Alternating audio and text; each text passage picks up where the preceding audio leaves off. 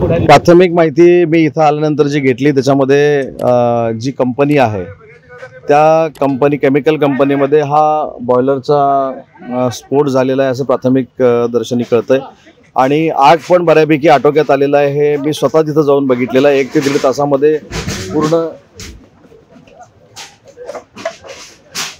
पूर्ण आग विझेल अशा पद्धतीचं चित्र आहे।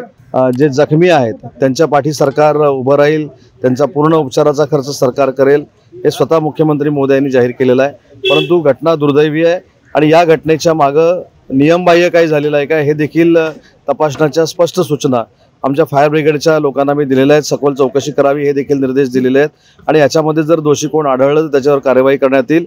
आणि याच्या पुढे जाऊन सांगतो, या सगळ्या डोंबिवलीतल्या भागामध्ये डॉक्टर श्रीकांत शिंदेंच्या नेतृत्वाखाली आम्ही एक वर्किंग करत होतो की या ज्या केमिकल कंपन्या आहेत ह्या स्थलांतरित आपल्याला बाहेर ज्या करायच्या होत्या त्यासाठी जागा अवेलेबल नव्हती, परंतु या वर्षभरामध्ये या परिसरामध्ये जागा आपण अवेलेबल केलेली आहे।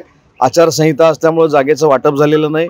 4 तारखेनंतर या जागांचं वाटप होईल आणि ज्या धोकादायक कंपन्या आहेत, केमिकल कंपन्या आहेत, ह्या डोंबिवलीवासियांची जी मागणी आहे शिफ्ट करायचं त्याच्यावर धोरणात्मक निर्णय आम्ही घेतलेला आहे आणि ती कारवाई 4 तारखेनंतर आम्ही सुरू करू। जागा कुठे आहे लोकेटेड? नाही, ते आता ॲडिशनल अंबरनाथमध्ये आहे। ॲडिशनल अंबरनाथच्या बाजूला देखील शेकडो हेक्टर जागा आपण संपादित केलेली आहे। फक्त त्या इंडस्ट्रियलिस्टना कन्व्हिन्स करून ती जागा देणं आता फक्त शिल्लक राहिलेलं आहे आणि त्याच्या संदर्भात 4 तारखेनंतर तातडीनं धोरणात्मक निर्णय जो झाला त्याची अंमलबजावणी करू।